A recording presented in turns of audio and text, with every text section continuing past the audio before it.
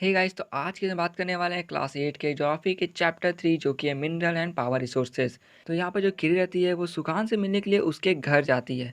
जो सुकांत होता है वो धनबाद से बिलोंग कर रहा होता है, तो किरी भी वहीं पर उससे मिलने जाती है। जैसे ही किरी वहाँ पर पहुँचती है तो देखती है कि वहाँ का जो मतलब लार्ज एरिया रहता है वो पूरा ब्लैक रहता है। तो वो सुकांत से पूछती है कि यहाँ का जो लार्ज एरिया है, मीन्स ये जो जगह है, ये इतना ब्लैक और डस्टी क्यों है। तो सुकांत बोलता है कि देखो यहाँ पर आसपास में जो कोल माइंस हैं, और वो जो माइंस जो है उसमें से कोल निकलता है। और यहाँ पर तुम देख सकती हो कि बहुत सारे ट्रक्स भी हैं। तो ये जो ट्रक हैं ये उन मिनरल कोल्स जो कि निकले रहते हैं उनको जो है एक प्लेस से दूसरे प्लेस पर पहुँचाते हैं। तो यहाँ पर जैसे सुकांत बोलता है मिनरल कोल्स, तो यहाँ पर वो बोलती है कि ये मिनरल्स क्या होते हैं। तो सुकांत बोलता है कि देखो, क्या तुमने कभी किसी बेकर को देखा है बिस्किट बनाते हुए। जैसे वो बेकर जो रहता है वो आटा हो गया, दूध हो गया, चीनी हो गया और कभी कभार अंडे मिला देता है, ठीक है, और बिस्किट बनाता है। तो जैसे ही वो बिस्किट तुम खाती होगी तो क्या तुम उन सारे इंग्रेडिएंट्स को अलग अलग देख पाती होगी अपने आंखों से। तो सिंपल सा बात है, नहीं, कोई नहीं देख पाएगा कि उस बिस्किट में क्या क्या मिला हुआ है। फिर वो कहता है कि सेम जिस तरह बिस्किट्स में क्या क्या इंग्रेडिएंट है वो तुम नहीं देख पाती हो जब उसे खाती हो, तो सेम जो रॉक होते हैं जो कि अर्थ पर पाए जाते हैं उनके अंदर बहुत सारे मटेरियल होते हैं, और उन मटेरियल को हम लोग मिनरल्स कहते हैं। वो जो मिनरल होते हैं वो उसके अंदर मिले हुए रहते हैं। और ये जो मिनरल होगा, ठीक है, ये अर्थ के ऊपर, मतलब जो अर्थ का क्रस्ट है उसके ऊपर पाया जाता है। वो बहुत सारे अलग अलग फॉर्म्स में हो सकते हैं, जैसे कि रॉकी फॉर्म में हो गया और भी अलग अलग फॉर्म में। ठीक है, तो ये हो गया आपका मिनरल, और ये कहाँ पाया जाता है, तो अर्थ के क्रस्ट पे। ना हमें जो है यहाँ पर अब जो मिनरल है उसका डेफिनेशन दिया गया है। वो ये है कि a naturally occurring substance that has a defined chemical composition. मतलब जो नेचर में खुद से अकर करता है, जिसे हमने नहीं बनाया है, ऐसा सब्सटेंस जो कि नेचर में खुद से अकर करता है और उसके अंदर का जो केमिकल कॉम्पोजिशन है वो फिक्स्ड है। तो इसको अच्छे से समझाने के लिए मैं यहाँ पर एग्जांपल देता हूँ कि आपको अगर मैं कहूँ कि जो कुरकुरे और बिस्किट जो है वो सेम है या अलग है, तो आप ये कहोगे दोनों अलग है। और मैं पूछूँ कि दोनों अलग क्यों हैं, तो आप लोग ये कहोगे कि उसके अंदर का जो इंग्रेडिएंट है, जो कि कुरकुरे में है और जो बिस्किट में है, वो दोनों ही अलग हैं। तो यही सेम चीज़ मिनरल के ऊपर अप्लाई होता है। मिनरल के अंदर भी बहुत सारे जो है केमिकल कंपोजिशन होते हैं। तो वो जो है अंदर उसका केमिकल कंपोजिशन, अगर दो मिनरल हो गया, दोनों का सेम केमिकल कंपोजिशन है, मीन्स वो दोनों मिनरल सेम है। लेकिन अगर अलग अलग केमिकल कंपोजिशन है तो दोनों ही जो मिनरल है वो डिफरेंट है या अलग अलग है।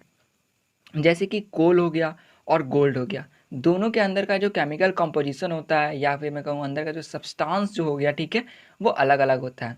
सेम यही कुरकुरे और बिस्किट वाला हाल है कि कुरकुरे में ऐसा बहुत सारा इंग्रेडिएंट होगा जो कि आपका बिस्किट में नहीं होगा, और बिस्किट में ऐसा बहुत सारे इंग्रेडिएंट होगा जो कि आपका कुरकुरे में नहीं होगा। तो दोनों के अंदर का इंग्रेडिएंट आपने देख लिया कि अलग अलग है।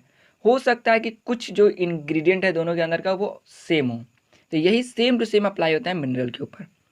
ना यहाँ पर कहा गया है कि जो अर्थ पर जो है मिनरल वो एकदम अनइवनली जो है और डिस्ट्रीब्यूटेड है।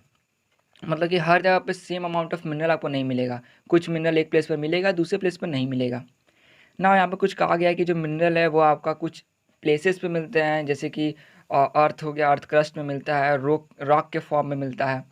और बहुत सारे जैसे ऐसे प्लेसेस भी है, जैसे आर्टिक ओशन हो गया, अंटार्कटिका हो गया, जहाँ पर मिनरल पाए जाते हैं और उनको जो निकालना रहता है या फिर वो मिनरल्स को पाना बहुत ही हार्ड रहता है, क्योंकि वो जो प्लेस है वहाँ पर लाइफ जो है वो बहुत मुश्किल से जो है वहाँ पर मतलब चल पाती है।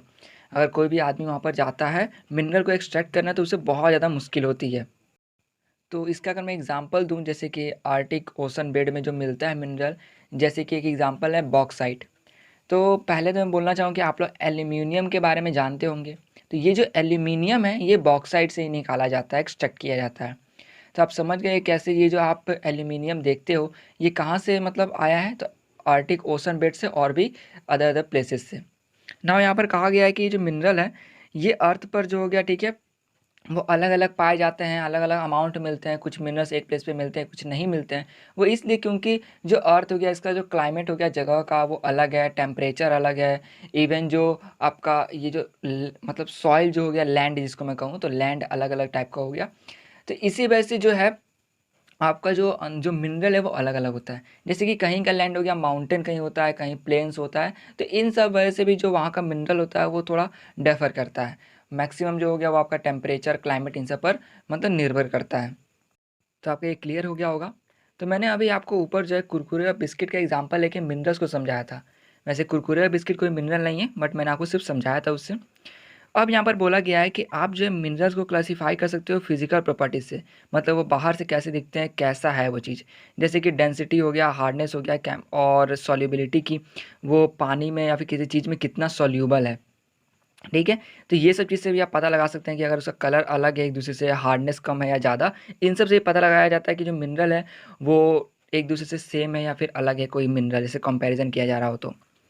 ना यहाँ पे कहा गया है कि जो मिनरल्स हैं, ठीक है, वो लगभग आपके 3000 या उससे ज़्यादा मतलब डिफरेंट मिनरल्स हैं अर्थ पर।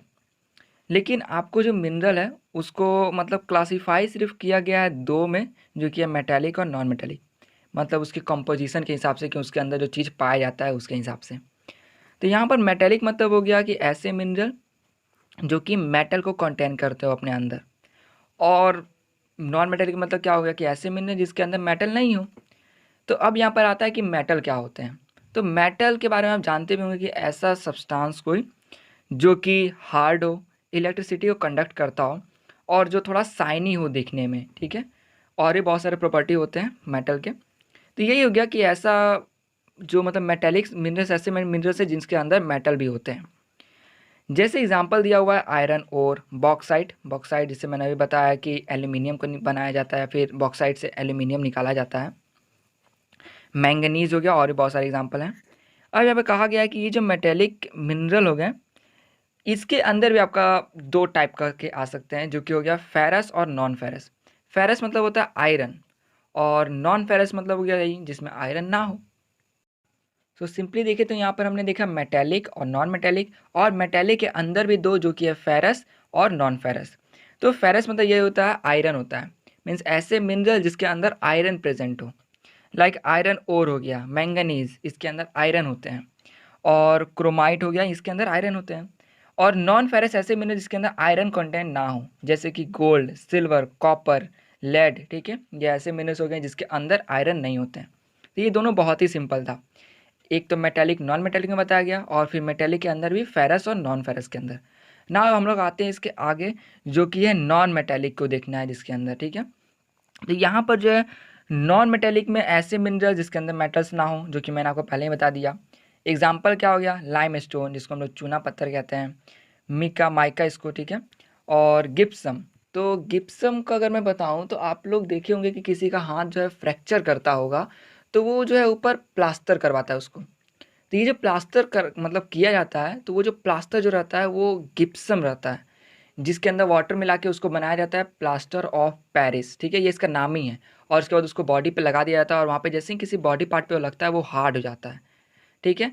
और ये आपने देखा भी होगा कि अगर किसी का अगर थोड़ा फ्रैक्चर आ जाता है बोन में, तो डॉक्टर जो है वही जो है ऊपर से उसका प्लास्टर कर देते हैं। तो यही चीज़ है, गिप्सम जो है उसके अंदर वाटर मिला दिए, वो बन गया प्लास्टर ऑफ पेरिस। उसको बॉडी पे अगर कहीं पर लगाते हैं, लगाने के बाद कुछ देर रुकते हैं, वो जैसे ही सूखता है तो वो एकदम हार्ड हो जाता है। तो ये था आपका, ठीक है, गिप्सम का मैंने बता दिया। नाउ कहा गया है कि जो मिनरल फ्यूल्स, मीन्स ऐसे मिनरल जिसको हम लोग फ्यूल के तरह इस्तेमाल करते हैं, जैसे कोल हो गया, पेट्रोलियम, ठीक है, ये भी नॉन मेटालिक होते हैं, मीन्स नॉन मेटालिक मिनरल, इनके अंदर भी जो है मेटल नहीं रहता है।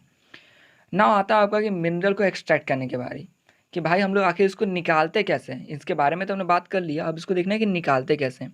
तो इसको निकालने के लिए हम लोग माइनिंग का यूज़ करते हैं, या फिर ड्रिलिंग, या फिर क्वेरिंग। सो यहाँ पर जो आपको सबसे पहले बताया गया माइनिंग के बारे में। माइनिंग मतलब क्या हुआ कि अगर मैं इसको मान लेता हूँ अर्थ क्रस्ट, ठीक है, मतलब अर्थ का या फिर सरफेस कहूँ तो इसके नीचे अगर कोई भी मिनरल है, ठीक है, किसी भी मतलब प्लेस पर, तो उसको जो है निकालना बाहर, उसको मतलब जैसे माइन करके। नाउ अब इसमें भी दो तरीका आपको बताया गया है। पहला क्या है, तो ओपन कास्ट माइनिंग। तो ये ओपन कास्ट माइनिंग कब किया जाता है, जब कोई मिनरल जो है वो आस पास में हो, मतलब कि ये जो अर्थ का सरफेस के थोड़े ही नीचे हो। तो इसके लिए क्या किया जाता है कि डायरेक्ट, अगर मैं आपको यहाँ पर एग्जांपल दे दूँ, ठीक है, कि अगर ये अर्थ सरफेस हो गया, यहाँ पर आपका ये हो गया क्या, तो मिनरल। इसको निकालने में क्या करेंगे, ये जो सरफेस है ना, इसको पूरा गड्ढा करने लग जाएंगे, मतलब कि इसको ऐसे इसको गड्ढा कर दिया हमने, और इस तरह से पूरा जो मिनरल है इसको हमने पा लिया। तो ये आपका ओपन कास्ट माइनिंग हो गया। और ये कब किया जाता है, जब कोई मिनरल जो है ये जो कि आसपास में हो। ना इसके बाद आता है आपका सेकेंड, जो कि है सॉफ्ट माइनिंग। तो ये जो सॉफ्ट माइनिंग है ये कब किया जाता है, जब मान लेते हैं कि यही अगर इसको मैं दूसरी तरफ लाऊं, ठीक है, ठीक है, यहाँ पर अर्थ का सरफेस हो गया आपका, ये जो अर्थ का आपका सरफेस है, इससे मतलब मान लेते हैं कि थोड़ा ज़्यादा ही नीचे पर है आपका मिनरल। तो इसको निकालने के लिए आप क्या कीजिएगा कि यहाँ पर जो है गड्ढा कीजिए, जैसे कि अर्थ सरफेस हो गया, यहाँ से आपने इसको मतलब एकदम स्ट्रेटली जैसे जो है आप माइन कर दिए। जैसे यहाँ पर आप पहुँचे, यहाँ पर आपका पूरा मिनरल है। आप डायरेक्ट भी माइन करेंगे तो डायरेक्ट उसके ऊपर आप आ जाएंगे, लेकिन आपको इस मिनरल को निकालना है। और मिनरल कैसे फॉर्म में होता है? रॉक की सबके फॉर्म में रहता है। तो मैंने क्या किया कि इस मिनरल के आसपास में माइन कर दिया, चाहे कहीं पर भी आप माइन करो। देन एक पूरा ऐसे पैसेज टाइप का बना दिया, ठीक है। यहाँ पर पूरा मिनरल पड़ा हुआ है, पैसे बना दिया। यहाँ पर लोग क्या करेंगे कि यहाँ पर आएंगे, इस माइन को निकालेंगे, ठीक है, किसी चीज़ में फिलअप करेंगे और ऊपर ले जाएंगे। जैसे कि आपने देखा होगा कोल का, ठीक है। कोल में क्या था कि अगर कोई अंदर रहता है तो उसको अंदर जाया जाता है फॉलो करके, फिर निकाल के यहाँ पर माइन किया जाता है पूरा। देन उस पूरे मतलब जो मिनरल्स रहते हैं उसको निकाल के फिर ऊपर भेजा जाता है। तो ये आपका हो गया सॉफ्ट माइनिंग। ना इसके आगे आता है ड्रिलिंग। तो ड्रिलिंग कब किया जाता है? जब मान लेते हैं कि अगर ओशन हो गया पूरा, ठीक है, तो ओशन में क्या होता है कि जो उसके नीचे बेड रहता है ना, उसके नीचे जो है थोड़ा सा अंदर पर रॉक्स होते हैं, फिर उसके नीचे भी जो आपका मतलब क्या पेट्रोलियम होता है। तो इस पेट्रोलियम को निकालने क्या किया जाता है कि डायरेक्ट जैसे सिप ये सब हो गया, उससे जो है डायरेक्ट अंदर जो है यहाँ पर आके ड्रिल कर दिया गया। ड्रिल करने के बाद जो है उसको डायरेक्ट मतलब उसको पाइप के द्वारा जो है पूरा यहाँ पर अगर पेट्रोलियम है तो इस पेट्रोलियम को ऊपर निकाल लिया गया। और या फिर मैं कह सकता हूँ कि गैस जो होता है उसको भी निकालने के लिए। और ये ऐसा नहीं कि सिर्फ ओशन जगह पर किया जाए। अगर जैसे कि कोई ऐसा प्लेस है लाइक दुबई, आप जानते होंगे कि दुबई में बहुत ज़्यादा मतलब तेल मिलता है। तो अगर वहाँ पर दुबई में भी हो गया तेल, अगर नीचे किसी जगह पर है तो उसमें भी यही किया जाएगा कि एक जैसे इतना बड़ा जो पाइप टाइप का हो गया वो अंदर कर दिया जाएगा, मीन्स ड्रिल करके पूरा नीचे अंदर फैला दिया जाएगा। देन जो है इसके अंदर ये जो पूरा अगर लिक्विड है, मीन्स वही पेट्रोलियम, तो उसको यहाँ से बाहर निकाल लिया जाएगा। तो ये हो गया आपका ड्रिलिंग। Now quarrying. तो अब ये क्वेरिंग क्या है? तो क्वेरिंग मतलब क्या हुआ कि ये जो अर्थ का सरफेस हो गया, इसी के ऊपर जो है सरफेस पे ही आपका मिनरल का होना। तो इसको क्या किया जाएगा? आप जो है ईजिली इस मिनरल को या अगर थोड़ा ऊपर रहता है या फिर हल्का नीचे रहता है तो उसको ईजिली डक करके निकाल लेंगे, या फिर इसको ऊपर से ही मतलब निकाल लेंगे। तो ये आपका क्वेरिंग में आ गया। तो आप समझ गए कैसे, माइनिंग समझ गए हैं, ठीक है। देन इसके आगे आप समझ गए कि ड्रिलिंग क्या होता है, कब क्या आता है, वो भी आप समझ गए, और क्वेरिंग के बारे में समझ गए। तो ये था आपका पूरा इसके अंदर। तो यहाँ पर सबसे पहले कहा गया कि ये जो मिनरल्स हैं, ठीक है, ये अकर करते हैं आपका डिफरेंट टाइप्स ऑफ रॉक के फॉर्म में। लाइक इग्निशियस रॉक के अंदर मिनरल्स होते हैं, मेटामॉर्फिक रॉक हो गया, और सेडिमेंट्री रॉक्स हो गए। तो यहाँ पर ये जो इग्निशियस रॉक है, अगर आप इसके बारे में, इन तीनों रॉक्स के बारे में नहीं जानते होंगे तो मैं बता दूं कि इग्निशियस रॉक जो है वो मैग्मा जब है, ठीक है, मीन्स जो ज्वाला जिसे हम कहते हैं, वो जब ठंडा हो जाता है तो वो रॉक का फॉर्मेशन करता है, तो उसे हम लोग कहते हैं इग्निशियस रॉक। यहाँ पर जो हो गया आपका सेडामेंट्री रॉक, मतलब हो गया कि जो जैसे कि कहीं प्लेस पर हो गया, ठीक है, वहाँ पर जो है जो मतलब एयर हो गया, वाटर हो गया, वो कहीं से सॉइल लेकर आके मतलब वहाँ पर रख दे रहे हैं, मतलब डिपॉजिट कर दे रहे हैं। इस तरह बहुत वक्त बीतते बीतते जो है वहाँ पर जैसे ओशंस के अंदर हो गया, किसी प्लेस पर हो गया, ठीक है, अर्थ के सरफेस पे हो गया, वहाँ पर जो है वो डिपॉजिट होते होते वक्त गुजरते गुजरते वहाँ पर थोड़ा टेम्परेचर और प्रेशर का असर पड़ता है, और वहाँ पर जो है रॉक का फॉर्मेशन होता है, उसे हम लोग सेडिमेंट्री रॉक कहते हैं, ठीक है ना। आपका थर्ड जो आता है वो है मेटामॉर्फिक रॉक। तो मेटामॉर्फिक रॉक होता क्या है कि मान लेते हैं कोई एक रॉक है जो कि पहले से मतलब है, ठीक है, एक रॉक पहले से है, उस पे जो है इतना ज़्यादा प्रेशर आया और इतना हीट उसको मिला कि वो जो है पिघल गया, और पिघल कर जो है वो जो है मतलब एक अलग सा शेप ले लिया। मतलब उसका जो रॉक जो है उस पर इतना प्रेशर हुआ, इतना हीट पड़ा कि वो जो है अपना शेप बदल लिया पिघल कर। तो वो जो है वो मेटामॉर्फिक रॉक होता है, ठीक है ना। हमें कहा गया है कि जनरली ये जो मेटेलिक मिनरल्स होते हैं ना, ये आपको इग्निशियस या फिर मेटामॉर्फिक रॉक के अंदर मिलते हैं। तो हमने जाना था कि मेटेलिक मिनरल्स ऐसे मिनरल्स होते हैं जिनके अंदर जो है मेटल पाया जाता है। और ये जो इग्निशियस और मेटामॉर्फिक रॉक हो गया, ये फॉर्म करते हैं एक लार्ज प्लेटू, मीन्स एक हाई एरिया पे पूरा लार्ज हो गया फ्लैट लैंड, मतलब ये दोनों मिलकर वैसा बनाते हैं, ठीक है। तो इसको आप एक दिमाग में सीन बनाकर भी याद कर सकते हैं। और ये आप जरूर याद कर लीजिए कि ये जो मेटेलिक मिनरल होता है ये जनरली आपको इग्निशियस और मेटामॉर्फिक रॉक के अंदर मिलता है। अब यहाँ पर जो कुछ एग्जांपल दिया हुआ है लाइक आयरन ओर इन नॉर्थ स्वीडन, ठीक है, और भी बहुत सारे एग्जांपल हैं। आप जो है एक या दो एग्जांपल याद कर लीजिए। और इसके बाद जो है हमें बताया गया है सेडामेंट्री रॉक के बारे में। तो ये जो सेडामेंट्री रॉक है ये आपका फॉर्म करता है प्लेन्स, मीन्स खाली सा फैला हुआ मैदान, ठीक है। Young fold mountains. तो यंग फोल्ड माउंटेन्स का मतलब होता है कि जब दो टेक्टोनिक प्लेट है वो आपस में आकर टकरा के जो है एक माउंटेन का निर्माण कर देता है, ठीक है, जैसे हिमालय एग्जाम्पल में आ गया। तो ये जो मतलब सेडामेंट्री रॉक है ये आपका कंसिस्ट करता है नॉन मेटेलिक मिनरल, मतलब ये जो नॉन मेटालिक मिनरल कहाँ मिलेंगे, तो सेडिमेंट्री रॉक्स में, लाइक लाइमस्टोन हो गया जो कि आपका कॉकस रीजन में मिलता है फ्रांस के, मैग्नीज जो कि जॉर्जिया में मिलता है, यूक्रेन में मिलता है, और भी बहुत सारे यहाँ पर एग्जाम्पल दिए हुए हैं। तो आप जो है इसके 2-3 जो है एग्जाम्पल याद कर सकते हैं ना। यहाँ पे कहा गया कि जैसे मिनरल फ्यूल हो गया जैसे कि कोला पेट्रोलियम, ये आपका पाया जाता है सेडिमेंट्री स्ट्राटा, मीन्स सेडिमेंट्री ये जो रॉक हो गया इसके नीचे। लाइक हम लोग जानते हैं कि जो पेट्रोलियम हो गया, कोल हो गया, इसको थोड़ा खोद कर निकाला जाता है ज़मीन के नीचे से, तो ये बता रहा है कि उसके नीचे ये जो है पाया जाता है mineral fuels like coal and petroleum. तो इतना दूर तक जो है आपका सारा कॉन्सेप्ट क्लियर हो गया होगा, कोई भी कन्फ्यूज़न नहीं होगा ना। हम लोग आगे बढ़ते हैं अब ना। यहाँ पर जो है कॉन्टिनेंट के आधार पर बताया गया है, तो सबसे पहले हमें एशिया के बारे में बताया गया है कि एशिया में चाइना और इंडिया जो है इसके अंदर सबसे ज़्यादा अमाउंट में आयरन ओर जो है डिपॉजिट है, मतलब यहाँ पर पाया जाता है। दूसरा बात हमें ये बताया गया है कि ये जो कॉन्टिनेंट एशिया है ये लगभग वर्ल्ड का आधा जो टीन है अकेले प्रोड्यूस कर देता है, और इस टीन को प्रोड्यूस करने में मेजर रोल रहता है आपका चाइना, मलेशिया और इंडोनेशिया का। जो चाइना हो गया इसके साथ साथ लेड, एंटीमनी और टंगस्टन जो है ये भी निकालता है, मतलब यहाँ पर ये भी बहुत ज़्यादा अमाउंट में पाए जाते हैं। इन तीन के अलावा एशिया के अंदर जो अदर जैसे मिनरल्स हैं लाइक मैंगनीज, बॉक्साइट, निकल, जिंक एंड कॉपर ये भी पाए जाते हैं। नीचे जो है आपको मैं एक मतलब फ्लो चार्ट आप समझ सकते हैं ये दे रहा हूँ, जिससे कि आप जो है बहुत ईजी समझ जाएँ। आप चाहे तो इसका स्क्रीनशॉट रख सकते हैं ताकि आपको समझने में आसानी हो। नाउ हम जानने वाले हैं यूरोप के बारे में। तो एशिया के बारे में जैसा कि हमने देखा था कि वो जो है सबसे ज़्यादा अमाउंट में टिन का प्रोड्यूस करता है, तो यहाँ पर यूरोप में बताया गया कि यहाँ पर सबसे ज़्यादा अमाउंट में आयरन ओर है। मतलब कि हमने ये देखा था कि एशिया में भी चाइना और इंडिया में आयरन ओर था, लेकिन उससे ज़्यादा अमाउंट में यूरोप में जो है मिलता है आयरन ओर। जैसे कि आपका आयरन आपका रसिया में मिलेगा, यूक्रेन, स्वीडन, फ्रांस में जो है बहुत ज़्यादा अमाउंट में आयरन का ओर मिलेगा।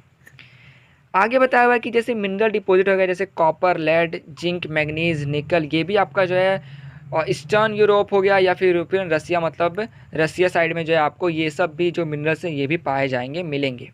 मैंने यहाँ पर भी इसका एक फ्लो चार्ट बना दिया है, आप चाहे तो इसको भी देख सकते हैं, इसका भी स्क्रीनशॉट रख सकते हैं ताकि आपको जो है ईजी हो, मतलब किसी को भी समझने में। ठीक है, आपका आता है नॉर्थ अमेरिका। तो ये जो नॉर्थ अमेरिका है इस वीडियो में सिर्फ यहीं तक मैं कवर करने वाला हूँ, अगली वीडियो में इसके आगे जो टॉपिक है वो कवर कर दूंगा मैं। तो यहाँ पर ये जो नॉर्थ अमेरिका है इसको 3 जोन से बांटा गया है, जो कि है the Canadian region north of the Great Lakes, second है आपका द एप्लेचियन रीजन, और थर्ड है the mountain ranges of the west. तो ये जो फर्स्ट रीजन है जो कि कैनेडियन रीजन है या फिर आप कैनेडियन सील्ड रीजन कहो, इसके अंदर आयरन ओर है, निकल है, गोल्ड, यूरेनियम और कॉपर ये पाए जाते हैं, हो गया, या फिर आप कह सकते हो ज़्यादा अमाउंट में, अच्छे अमाउंट में पाए जाते हैं। सेकंड हो गया एप्लेचियन रीजन, इसके अंदर कोल जो है वो अच्छे अमाउंट में पाया जाता है। थर्ड हो गया दी माउंटेन रेंजेस ऑफ वेस्ट, जिसका एक दिया गया है कि वेस्टर्न कॉर्डिलेरस, ठीक है, जैसे उसी रेंज जोन का एक प्लेस टाइप में हो गया, उसके अंदर भी copper, lead, zinc, gold and silver मिलता है। अब आप एक चीज़ देख सकते हो कि कैनेडियन हो गया सील्ड रीजन और वेस्टर्न कॉर्डिलेरस में जो है गोल्ड हो गया, कॉपर हो गया, ये दोनों कॉमन है। तो इसलिए कॉमन है कि देखिए ये जो दो है हो सकता है किसी एक में थोड़ा ज़्यादा अमाउंट में पाया जाता हो, लेकिन ये दोनों कॉमन इसलिए इसमें लिखा गया है कि ये सब भी जो है वहाँ पर अच्छे अमाउंट में पाए जाते हैं। इसमें ये नहीं कहा गया है कि कैनेडियन में सबसे ज़्यादा पाया जाता है कॉर्डिलेरस से, बस इसमें कहा गया है कि वो पाया जाता है, तो इसको याद रखिएगा, इसमें कन्फ्यूज़न ना हो आपको। अब हम लोग देखने वाले हैं साउथ अमेरिका को। तो जो साउथ अमेरिका है उसमें जो ब्राज़ील है, तो ब्राज़ील में बहुत अच्छे जो हो गए आयरन ओर्स मिलते हैं जो कि मिनरल्स हैं, हम लोग जानते हैं। तो ब्राज़ील जो है वो फेमस किसके लिए है, तो हाई ग्रेड के आयरन ओर के लिए वर्ल्ड के अंदर। चील और जो पेरू है उसके अंदर कॉपर जो है वो अधिकतम मात्रा मिलता है, और साथ ही साथ जो ब्राज़ील हो गया और जो बोलीविया हो गया, ठीक है, ये वर्ल्ड के लार्जेस्ट प्रोड्यूसर ऑफ टिन में आते हैं। मतलब कि हमने देखा था कि एशिया जो गया वो भी बहुत ज़्यादा अमाउंट में टिन को प्रोड्यूस करता है, सेम उसी तरह ये जो ब्राज़ील और जो बोलीविया हो गया ये भी जो टिन है उसका बहुत ज़्यादा अमाउंट में प्रोड्यूस करते हैं। आगे बताया हुआ है कि साउथ अमेरिका में इसके साथ साथ gold, silver, zinc, chromium, manganese, bauxite, mica, platinum, asbestos और जो डायमंड हो गया ये भी मिलते हैं। मतलब कि ये भी वहाँ पर पाए जाते हैं थोड़े मतलब ज़्यादा अमाउंट में।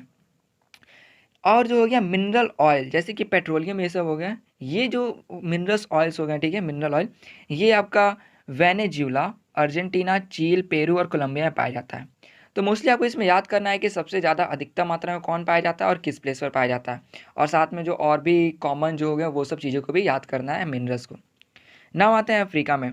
तो अफ्रीका जो है इसके अंदर डायमंड, गोल्ड और प्लेटिनम जो है वो बहुत ज़्यादा अमाउंट में पाया जाता है, और वर्ल्ड का जो सबसे ज़्यादा जो अमाउंट में जो डायमंड ये सब जो है ये अफ्रीका ही प्रोड्यूस करता है, मीन्स निकालता है।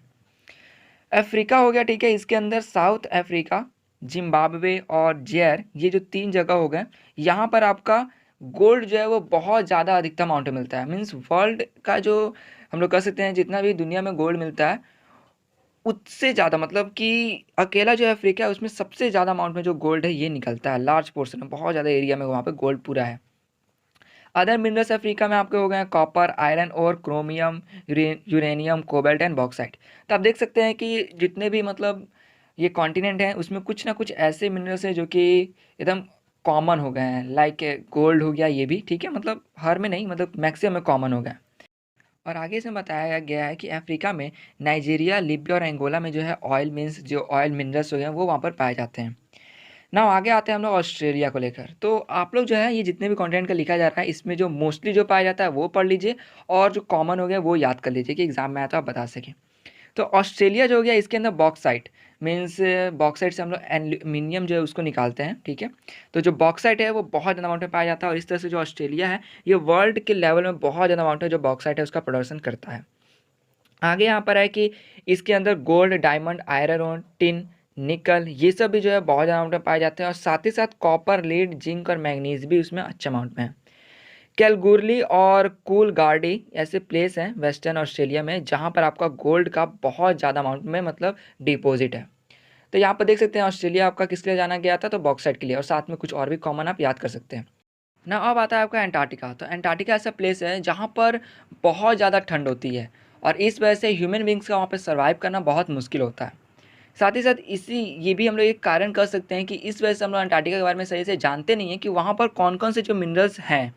साथ में हम लोग ये प्रिडिक्ट करते हैं कि हो सकता है वहाँ पे जो है बहुत अलग अलग टाइप के मिनरल्स हो। इवन ये भी हो सकता है कि वहाँ पर कुछ ऐसे भी मिनरल्स हो जिसके बारे में हम लोग जानते ना हो, और हो सकता है कुछ ऐसे मिनरल्स हो जो कि बहुत ज़्यादा अमाउंट में हो।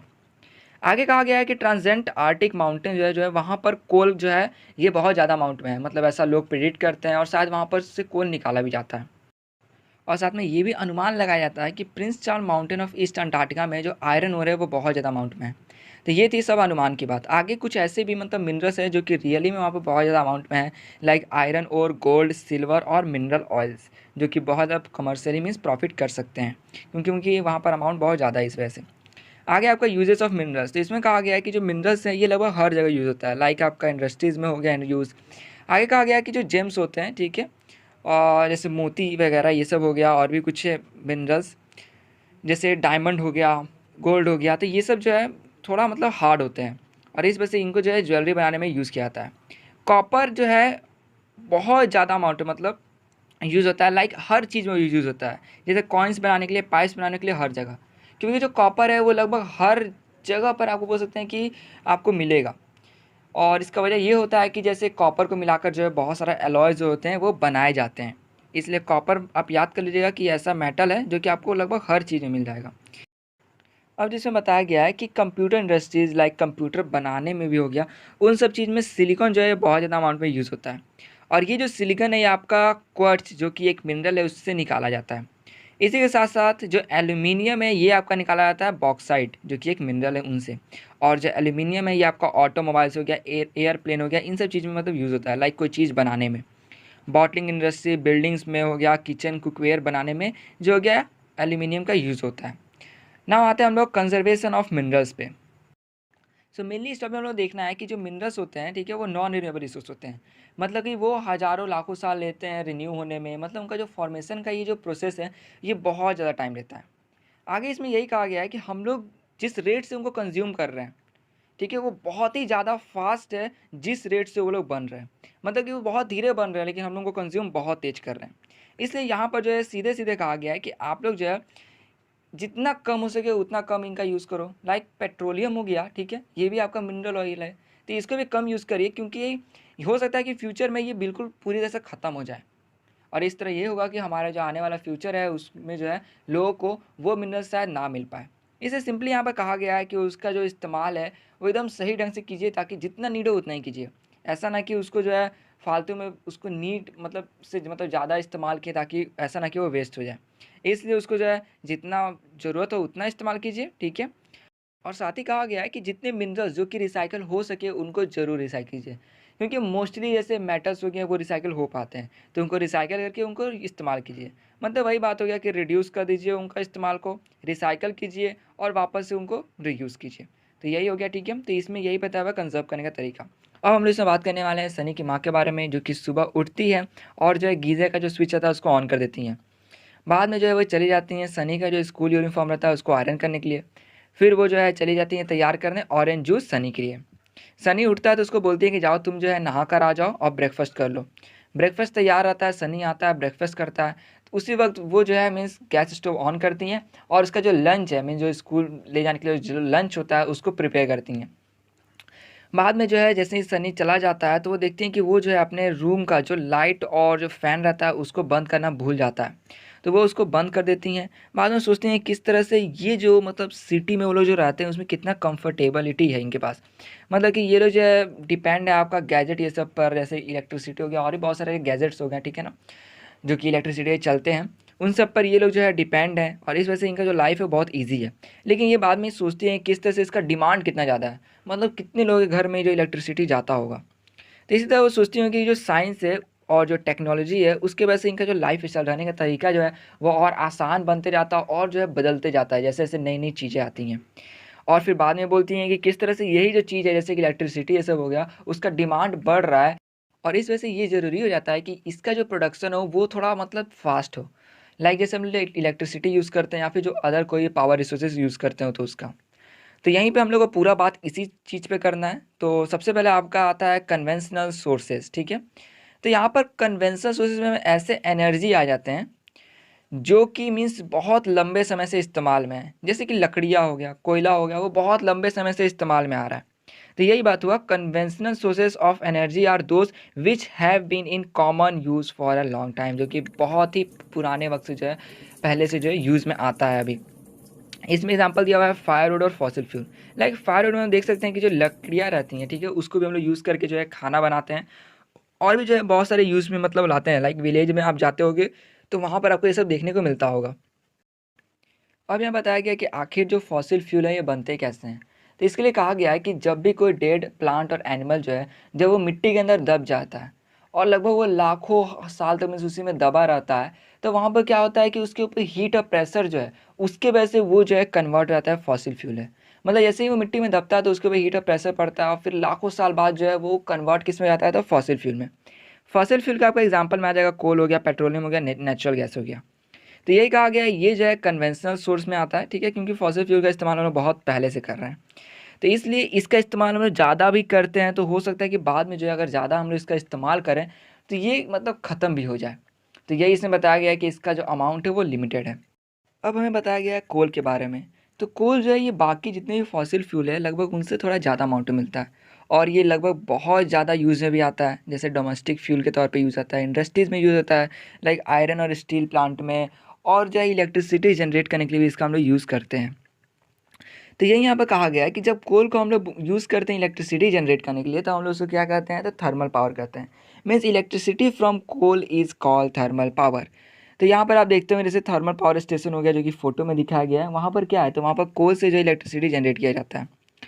कोल जो है जैसे मैंने अभी बताया था कि ये सब जो है प्लांट और एनिमल जब दब जाते हैं मिट्टी के अंदर तब वो प्रिपेयर होता है, मीन्स बनता है, वो भी लाखों साल तक। तो इसलिए जैसे ही कोल जब हम लोग मतलब को ब्यूरिड सनसाइन भी कहते हैं क्योंकि इसका यूज़ बहुत आता है, इसको हम लोग यूज़ करते हैं और बहुत मतलब नहीं होगा कि कॉमन भी है ये कि इसको लगभग हर जगह यूज़ किया जाता है, तो इस वजह से इसको ब्यूरिड सनसाइन भी कहते हैं। और ये देखा जाए कि सबसे ज़्यादा वर्ल्ड लेवल में कौन जो कंट्री हो गया वो इसको निकालता है, तो यहाँ पर कहा गया है कि चाइना में सबसे ज़्यादा पाया जाता है, यूएसए में, जर्मनी में, रसिया, साउथ अफ्रीका और फ्रांस में। वही अगर इंडिया की बात करी जाए तो इंडिया में रानीगंज हो गया, झरिया हो गया, धनबाद हो गया, बोकारो हो गया जो कि झारखंड में है। तो यही जो है मतलब यहाँ पर जो है सबसे ज़्यादा कोल जो है ये पाए जाते हैं ना। अब हमें यहाँ बताया गया पेट्रोलियम के बारे में। तो यहाँ पर कहा गया कि जैसे हम लोग व्हीकल्स देखते हैं लाइक कार, बाइक, तो वो सब डीजल पेट्रोल पर चलता है।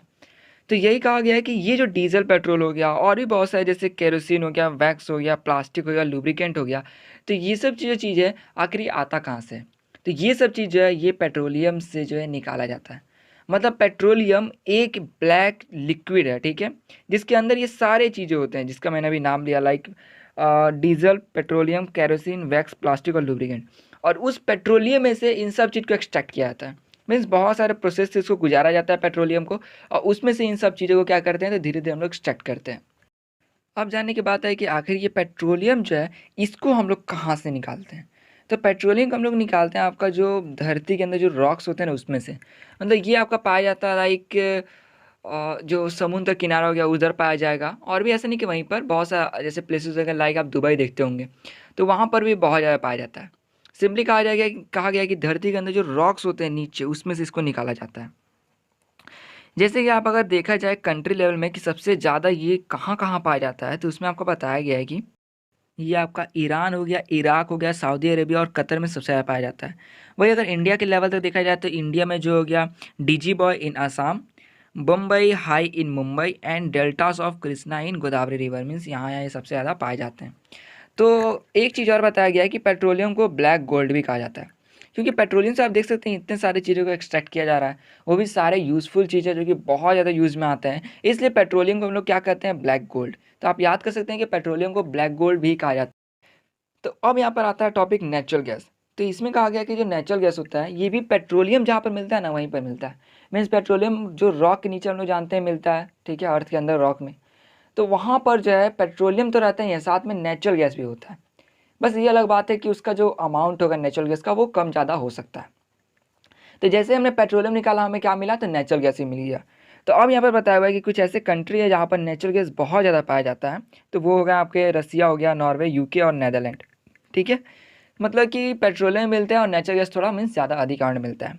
कुछ ऐसे प्लेस भी हो सकते हैं जहाँ पे पेट्रोलियम मिलते हो लेकिन नेचुरल गैस थोड़ा कम अमाउंट में मिलता हो। वही अगर आपका इंडिया में देखा जाए तो इंडिया में आपका जैसलमेर, कृष्णा गोदावरी डेल्टा, त्रिपुरा और मुंबई का जैसे समुद्र का जो किनारा हो जाए उस आस-पास में जो है हमें ये जो नेचुरल गैस होता है ये मिलता है। इसमें आगे कहा गया है कि हम लोग जानते हैं कि नेचुरल गैस हो गया, अदर फॉसिल फ्यूलिंग का यूज़ बहुत ज़्यादा होता है। लेकिन हो सकता है कि जैसे कि अगर आप किसी टंकी में पानी रखा हुआ है मान लेते हैं, उसके टैप को खुला छोड़ दें और उसमें से थोड़ा-थोड़ा पानी गिर रहा है, तो टंकी बाद में खाली हो जाएगा। सिंपल सी बात वही है कि जो नेचुरल गैस होता है वो यहाँ पर स्टोर हो रहा है, ठीक है? तो अगर वहाँ पर भी जो हो गया हल्का लीकेज होता है ना, तो वो भी मतलब वेस्ट हो जाता है। सिंपल सी बात है, गैस से तो वेस्ट हो ही जाएगा। लेकिन अगर वो किसी गलत जगह पर रहता है जहाँ पे थोड़ा खतरा हो, तो हो सकता है कि उस जगह पर भी जो है लोगों को भी खतरा हो जाएगा, मतलब उस प्लेस पे भी, क्योंकि वो जो है आग पकड़ लेते हैं। आगे क्या है कि जो नेचुरल गैस होते हैं वो ये फॉसिल फ्यूल से क्लीन होते हैं। मतलब अगर फॉसिल फ्यूल और नेचुरल गैस को जलाया जाएगा तो फॉसिल फ्यूल्स जो गए वो क्या करेंगे, तो वो आपका बहुत ज़्यादा पॉल्यूशन देंगे, लेकिन वही नेचुरल गैस हो गया वो उनसे थोड़ा कम पॉल्यूशन देगा। इससे नेचुरल गैस क्या होता है, तो क्लीनर देन फॉसिल फ्यूल। अब आता है आपका हाइडल पावर। तो हाइडल पावर में या तो आप जैसे रेन वाटर हो गया, रिवर वाटर हो गया, इन सबको क्या करते हैं स्टोर कर देते हैं एक डैम में। डैम में रेन वाटर या रिवर वाटर जैसे स्टोर रहता है, ठीक है, तो उसको जो है एक हाइट से मीन्स थोड़ी ऊंचाई से जो है गिराया जाता है नीचे की तरफ पाइप से। पाइप से जैसे ही वो नीचे की तरफ होकर आता है तो वो जो है टरबाइन का जो ब्लेड रहता है उस पर हिट करता है। जैसे ही उसके ऊपर हिट करता है तो वो जो ब्लेड रहता है वो घूमने लग जाता है, और इसी तरह वो किससे कनेक्ट रहता है, जनरेटर से। तो जैसे ही वो ब्लेड घूमना शुरू करता है तो क्या होता है, इलेक्ट्रिसिटी जो होता है वो प्रोड्यूस होना शुरू कर देता है जनरेटर। अगर हम लोग इसको वर्ल्ड लेवल पर देखते हैं तो जितना भी इलेक्ट्रिसिटी प्रोड्यूस होता है तो उसका 1/4 जो इलेक्ट्रिसिटी है वो अकेला हाइडल पावर से प्रोड्यूस किया जाता है।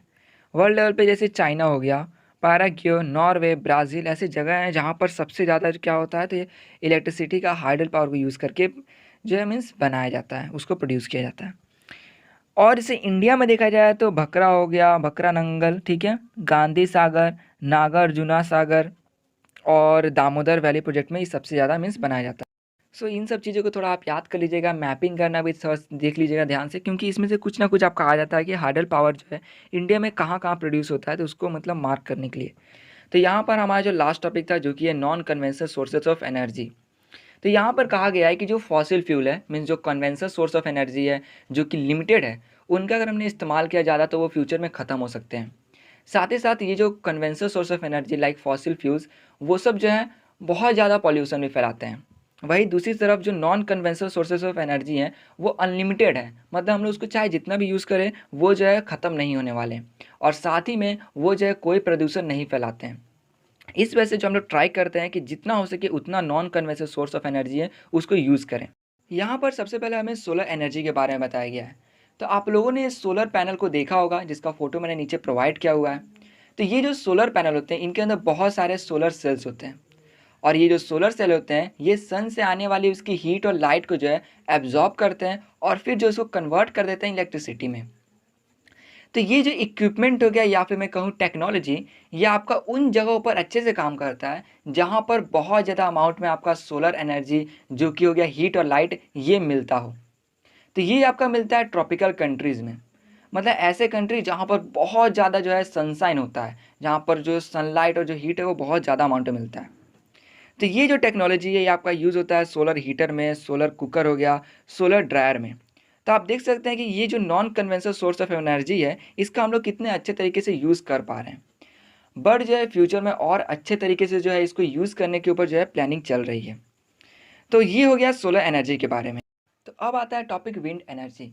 तो जो विंड है वो भी इनएग्जॉस्टिबल है, मतलब आप इसको चाहे कितना भी यूज़ कर लो ये ख़त्म होने वाला नहीं है।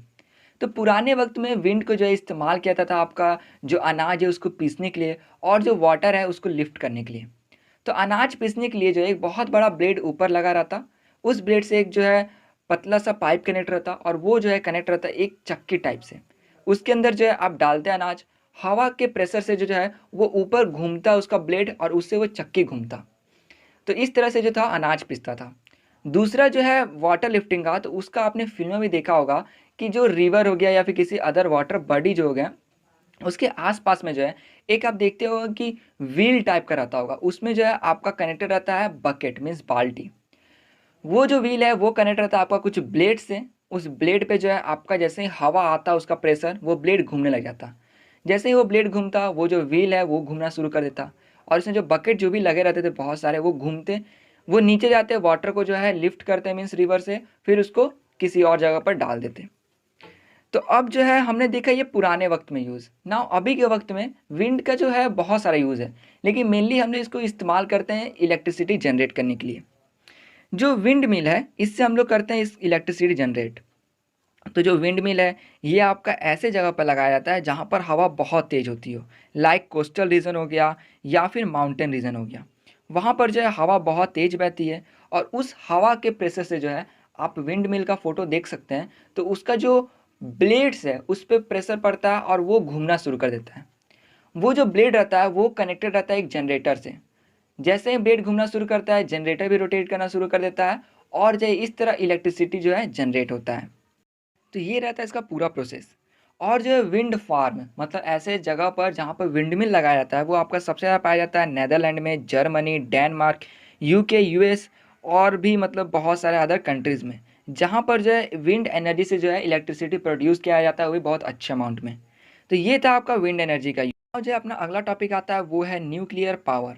तो यहाँ पर हम लोग मेनली यूज़ करते हैं आपका यूरेनियम और थोरियम को इलेक्ट्रिसिटी जनरेट करने के लिए।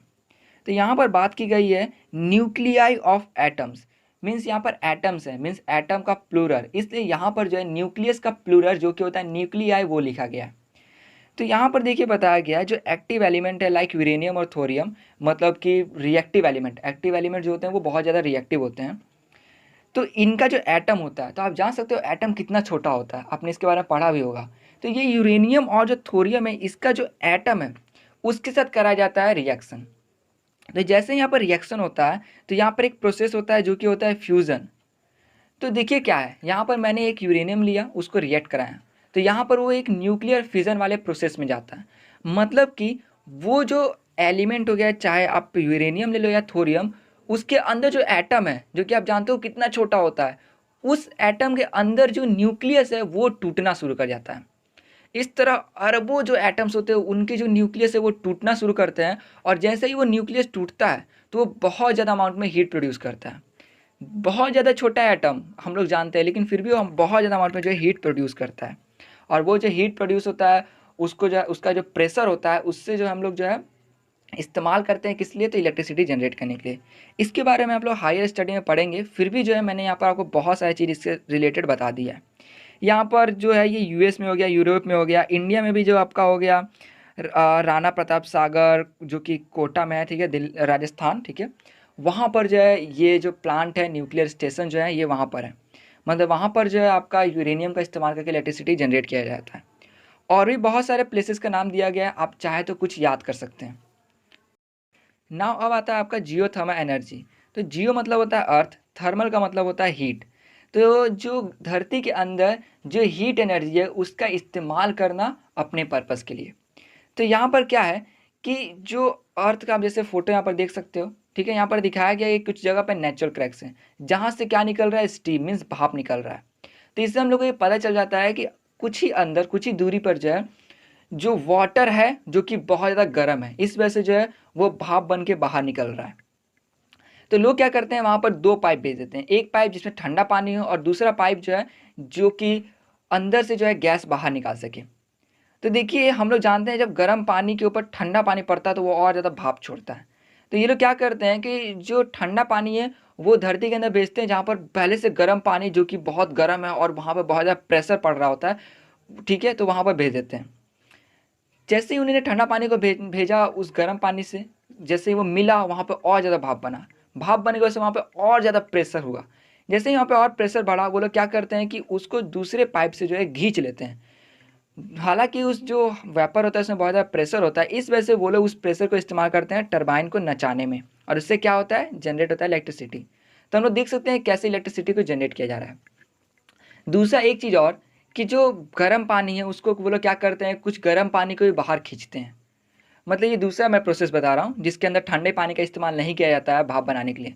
तो वो लोग क्या करते हैं, डायरेक्टली उस गर्म पानी को बाहर खींचते हैं। जैसे ही वो लोग गर्म पानी को बाहर खींचते हैं तो अंदर तो धरती में बहुत ज़्यादा प्रेशर होता है, लेकिन जैसे ही वो गर्म पानी बाहर आता है तो प्रेशर कम होते होते वो जो है भाप बनने लग जाता है। मतलब कि पहले से उसका वेपर तो आ ही रहा है, लेकिन जैसे ही प्रेशर कम हुआ वो भाप बन गया, और जैसे ही भाप बना और ज़्यादा प्रेशर बढ़ गया। मतलब कि उस पाइप में, ठीक है, उस पाइप में प्रेशर बढ़ा, भाप जैसे ही बढ़ते बनते गया पाइप में प्रेशर बढ़ा, और जो है उससे फिर टरबाइन को नचाया गया। तो ये था इसका दो प्रोसेस। तो आशा करूँ आपको ये समझ में आ गया हो, इतना डीपली आपको नहीं बताया गया एनसीईआरटी में, लेकिन मैंने आपको बता दिया ताकि आपको कोई कन्फ्यूज़न ना हो। एक चीज़ और बताया गया है कि पहले के वक्त में यही जो जियोथर्मल एनर्जी था इसको आपका कुकिंग में हो गया, इसको यूज़ किया जाता था इस पर्पज़ में। एक चीज़ और कि एक ये तो हमने बात कर लिया ऐसा मतलब वाटर का जो कि धरती के अंदर है। कभी कभार ऐसा होता है कि जो ऊपर का जो सॉइल है वो हटते रहता है, बाद में यही वाटर जो है ये ऊपर की सतह पर आ जाता है, जिसका फोटो जो है मैंने अभी जस्ट आपको साइड में प्रोवाइड किया हुआ है, जिसे हम देख सकते हैं कि सतह पर जो है पानी है उसमें से भाप निकल रहा है। लेकिन जब ये सतह पर आ जाता है तो उसमें उतना ज़्यादा प्रेशर नहीं होता है, मतलब ये उतना इफिशियंट नहीं रहता है कि हम लोग इसको यूज़ करें इलेक्ट्रिसिटी जनरेट करने के लिए। तो यहाँ पर इसका हम लोग जो है इस्तेमाल कर सकते हैं। लगभग कुछ लोग उससे में बात करते हैं, ठीक है, अगर ज़्यादा गर्म नहीं होता है तो कुछ लोग जो है उससे कुक भी करते हैं। ये जो है कुछ रीज़न बताया गया, लाइक जीलैंड हो गया, न्यूजीलैंड हो गया, आइसलैंड हो गया, फिलीपींस हो गया, इंडिया में आपका हो गया हिमाचल प्रदेश साइड में, तो वहाँ पर ये पाया जाता है। तो ये था इसका पूरा टॉपिक। हम लोग आते हैं अब अगले टॉपिक में। नाउ यहाँ पर आता है टॉपिक टाइडल एनर्जी। तो सबसे पहले मैं आपसे पूछना चाहूँगा कि आपको टाइड और जो वेव इसका डिफरेंस पता है? तो इसका एक सिंपल सा मैं डिफरेंस देता हूँ अगर आपको नहीं पता होगा तो। देखिए टाइड जो है ये जो आपका ओशन के अंदर बनता है, जो वेव है वो बाहर बनता है, जैसे आप देखते होंगे लहर उठना। दूसरा ये जो टाइड है ये प्रोड्यूस होता है gravitational pull of earth, moon and सन।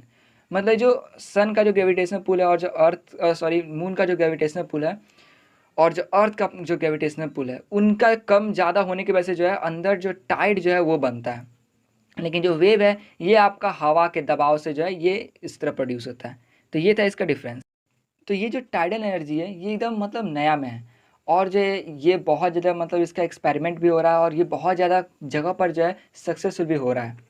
ये हार्ड जो है इस वजह से क्योंकि इसमें बहुत ज़्यादा रिसर्च करना पड़ता है कि किस जगह पर जो है टाइड एनर्जी ज़्यादा उठेगा, कहाँ पर कम उठेगा। तो देखिए यहाँ पर जैसे ही टाइड टाइड की बात की जाती है तो इसमें हमने जाना कि gravitational pull of earth, moon and sun की वजह से होता है। इससे होता क्या है कि जो ओशन का लेवल है वो कुछ देर के लिए बढ़ जाता है तो कभी घट जाता है।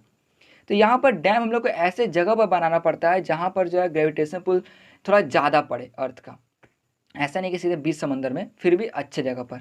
तो देखिए यहाँ पर क्या होता है कि हमने जैसे डैम बनाया, पानी जो है एक तरह से मानो तो दो अलग अलग साइड में बट गया। जैसे ही किसी एक तरफ से जो है ग्रेविटेशनल पुल अगर अर्थ, सन या मून का खींच रहा है, ठीक है, तो उससे क्या होता है कि एक तरफ का जैसे ही ओशन का लेवल बढ़ना शुरू होता है और वो आगे आगे बढ़ते जाता है, तो जैसे ही डैम के पास पहुंचता है वो रुक जाता है, रुकावट बन जाता है डैम उसके लिए। जैसे ही डैम रुकावट बनता है तो वहाँ पर और ज़्यादा उसका सतह बढ़ते जाता है। तभी अचानक से जो है नीचे जो है एक गेट रहता है जिससे कि पानी पास किया जाए अदर साइड पे, उसको खोल दिया जाता है। जैसे ही खोला जाता है उसको, उस गेट के अंदर लगा रहता है आपका टरबाइन। पानी जैसे ही जानते हैं हम लोग सतह ऊँचा एक जगह सतह नीचा है, तो इस वजह से क्या होता है वो पानी एकदम फ़ोर्स में दूसरी तरफ जाता है। फिर जो है कुछ देर बाद ऐसा होता है कि हो सकता है कि दूसरी तरफ का जो है पानी का सतह बढ़ने लग जाए। जैसे ही वहाँ का बढ़ते-बढ़ते आएगा डैम के पास रुक जाएगा। फिर देखा जाएगा कि अदर साइड कम है, इस साइड ज़्यादा है, तो फिर खोल दिया जाएगा पानी को।